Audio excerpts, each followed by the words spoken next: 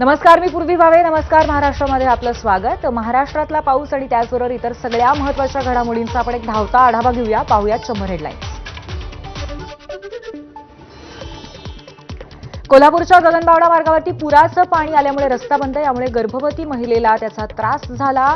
पुराच्या पाण्यामुळे वेळेत उपचार न झाल्यामुळे नवजात बालकाचा मृत्यू. पुण्याच्या एकता नगरमधील इमारतींच्या पार्किंगमध्ये पाणी शिरलं. सोसायटीतील अनेक नागरिक रात्रीपासून घरातच अडकून महापालिकेकडून अडकलेल्या लोकांना बाहेर काढण्याचे प्रयत्न सुरू. पुण्यातील एकता नगर परिसरातील द्वारका सोसायटीमध्ये रेस्क्यू ऑपरेशन सुरू. आतापर्यंत 15 कुटुंब बाहेर काढण्यात आली आहेत. तात्काळ घरं रिकामी करा. एकता नगरमधील रहिवाशांना पुणे महापालिकेची नोटीस. डोक्यावर सामान घेऊन लहान मुलांसह नागरिक पुराच्या पाण्यातनं वाट काढत असल्याचं चित्र. पुण्यातील ओंकारेश्वर मंदिर पाण्याखाली. शनिवार पेठेतील ओंकारेश्वर मंदिर भाविकांसाठी बंद. मुठा नदीच्या पाण्यामुळे ओंकारेश्वर मंदिरात पाणीच पाणी. साताऱ्यात वाईच्या कृष्णा नदीला महापूर. महागणपतीचं मंदिर 50% पाण्याखाली. जिल्ह्यात पावसाचा जोर वाढलाय. कृष्णा नदीला पूर. कैलास स्मशानभूमीमध्ये पाणी साचलंय. अंत्यसंस्कार करण्यात अडथळा निर्माण झालाय.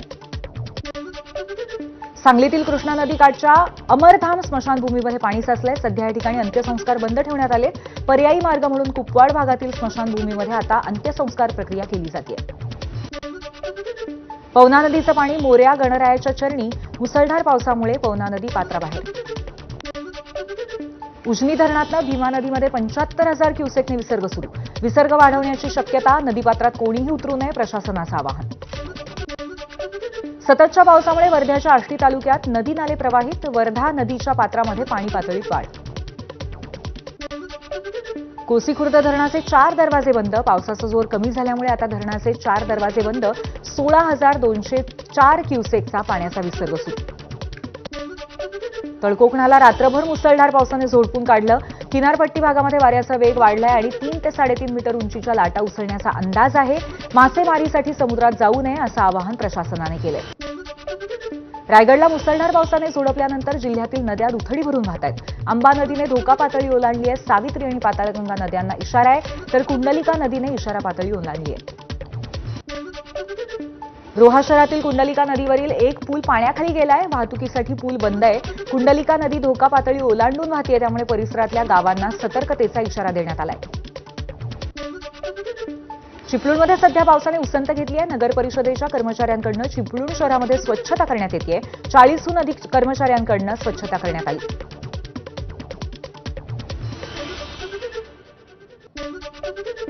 काल रात्रीच्या पावसामुळे माणगाव तालुक्यातल्या कळमजे गावातील गोद नदीला पूर. त्यामुळे गावाकडे जाणारे आतले रस्ते पाण्याखाली.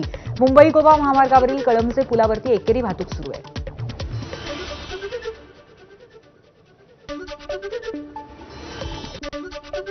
मागच्या 3 दिवसांपासून सुरू असलेल्या पावसाने भिवंडीच्या कामवारी नदीचं पाणी अनेक घरांमध्ये शिरलं. खाडीपार, म्हाडा कॉलनी, ईदगा रोड, तांडेल मोहल्ला, बंदर मोहल्ला, सौदागर मोहल्ला, नालापार परिसर जलमय झालाय.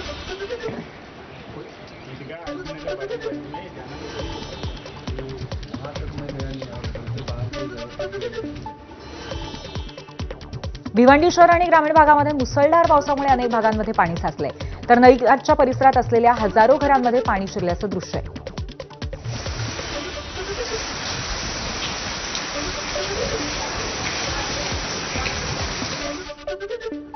सलग 3ऱ्या दिवशी ठाण्यात पावसाचा जोर कायम. वंदना डेपो परिसर जलमय झालाय.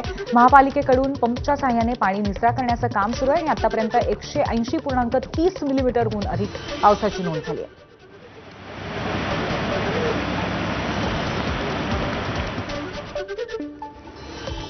वसई विरारमध्ये आजही कालसारखीच परिस्थिती आहे. शहरातील अनेक रस्ते पाण्याखाली आहेत. पालघर जिल्ह्याला आज ऑरेंज अलर्ट आहे आणि शाळा कॉलेजेसना सुट्टी जाहीर करण्यात आली आहे. पालघर जिल्ह्यामध्ये काल झालेल्या मुसळधार पावसामुळे नद्यांचं पाणी गावांमध्ये. ठिकठिकाणचे रस्तेही वाहतुकीसाठी बंद. सूर्या प्रकल्पाचे धामणी धरणाचे 3 दरवाजे 50 सेंटीमीटरने उघडले. सूर्या नदीला पूर आलाय.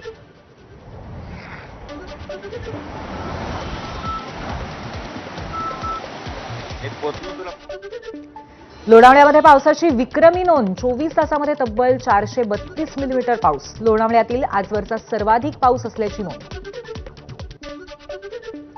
पुण्यातील खडकवासला धरणातून 35,000 क्युसेकने मुळामुठा नदीच्या नदीपात्रामध्ये पाण्याचा विसर्ग सुरू. नदीपात्रात लगत असलेल्या वस्त्यांना सतर्कतेचा इशारा.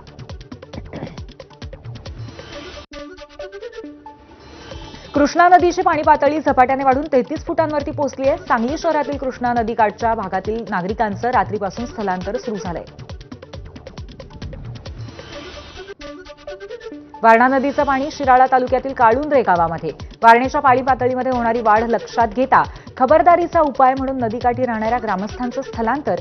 चांदोली धरणातनं 30,630 क्युसेक पाण्याचा विसर्ग.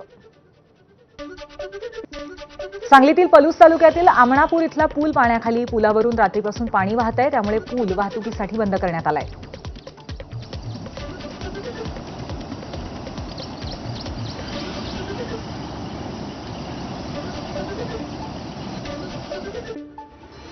सांगलीच्या आयर्विन पुलाची पाणी पातळी झपाट्याने वाढतीये. सांगलीमध्ये नदीकाठच्या नागरिकांना सतर्कतेचा इशारा देण्यात आलेला आहे. स्थलांतराच्या मनपा आयुक्तांकडून सूचना मिळाल्या आहेत. हुल्लडबाजी केल्यास कारवाई होईल, पोलीस प्रमुखांचा इशारा आहे. कोयना धरणामध्ये 1,08,000 क्युसेकने पाण्याची आवक सुरू आहे. कोयना धरणाचे दरवाजे 13 फुटांवरती उघडण्यात आलेत. धरणातनं 95,321 क्युसेकने पाणी कोयना नदीपात्रात सोडलं जात आहे. मुसळधार पावसामुळे शेजारच्या घराची भिंत पडून 3 जखमी झालेत. कोल्हापूरच्या मौजे मल्हारपेठ इथली ही घटना आहे. जखमींमध्ये 2 महिला आणि एका वृद्धाचा समावेश आहे.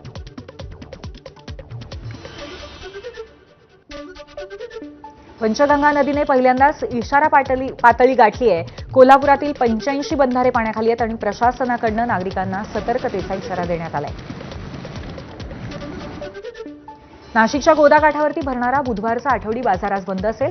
पाण्याचा विसर्ग वाढल्यामुळे गोदावरीच्या पाणी पातळीत वाढ होत असल्यामुळे सतर्कतेचा इशारा देण्यात येतोय.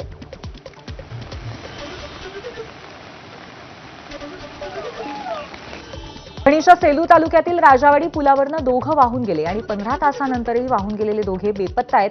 प्रशासनाच्या दिरंगाईच्या विरोधात स्थानिक नागरिक नाराज आहेत. हवामान खात्याच्या अंदाजानुसार खबरदारीचा उपाय म्हणून आज राज्यातल्या अनेक जिल्ह्यातल्या शाळांना सुट्टी आहे. ठाणे, पालघर, नवी मुंबई, पनवेल, भिवंडी, निजामपूर आणि कल्याण डोंबिवली या भागातल्या शाळांना सुट्टी आहे.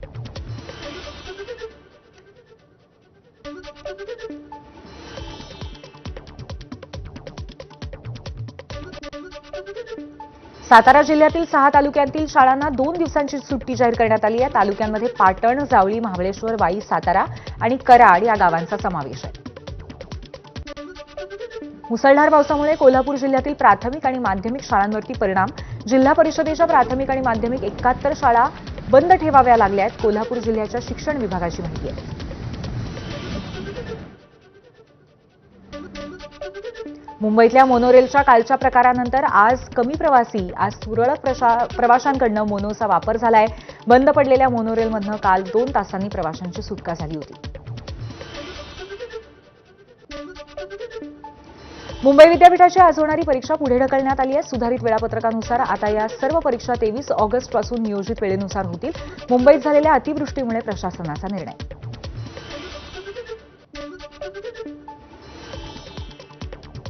पश्चिम रेल्वेच्या अप आणि डाऊन मार्गावरच्या 17 लोकल गाड्या रद्द. रुळांवरती पाणी साचल्यामुळे लोकल गाड्या रद्द झाल्या.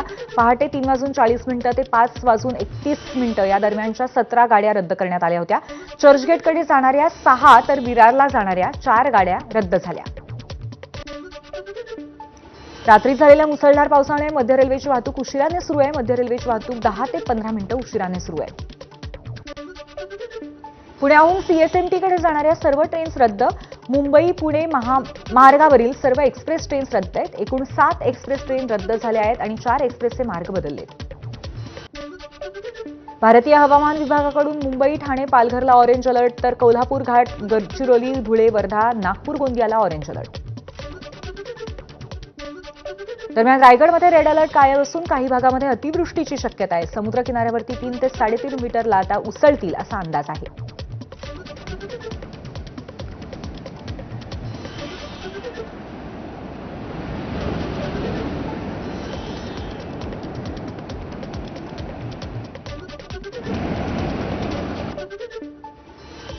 अमरावतीतल्या तिवसा तालुक्यातील तळेगाव ठाकूर गावाला पूर परिस्थिती. संततधार पावसामुळे तलाठी कार्यालय, अंगणवाडी आणि अनेक गोठ्यांमध्ये पाणी शिरलंय. पावसामुळे सगळा परिसर जलमय झालाय. त्या दिवशीपेक्षा पाणी स्पीड नाही. गोंदिया जिल्ह्यातील सर्वच तालुक्यामध्ये रात्री पावसाने जोरदार हजेरी लावली. या पावसामुळे शेतकऱ्यांना मोठा दिलासा मिळालाय. हा पाऊस धान पिकासाठी पोषक आहे, त्यामुळे शेतकऱ्यांना याचा फायदाच होणार आहे.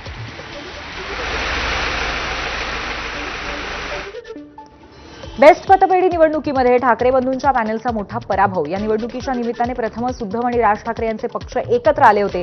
या पराभवामुळे बेस्ट पतपेढीतील 9 वर्षांची सत्ता ठाकरेंच्या शिवसेनेने गमावली आहे. बेस्ट पतपेढी निवडणुकीमध्ये दोघांच्या भांडणामध्ये शशांकराव पॅनेलचा विजय. शशांकराव पॅनेलचे सर्वाधिक 14 उमेदवार विजयी, तर प्रसाद लाड यांच्या सहकार समृद्धी पॅनेलचे 7 उमेदवार.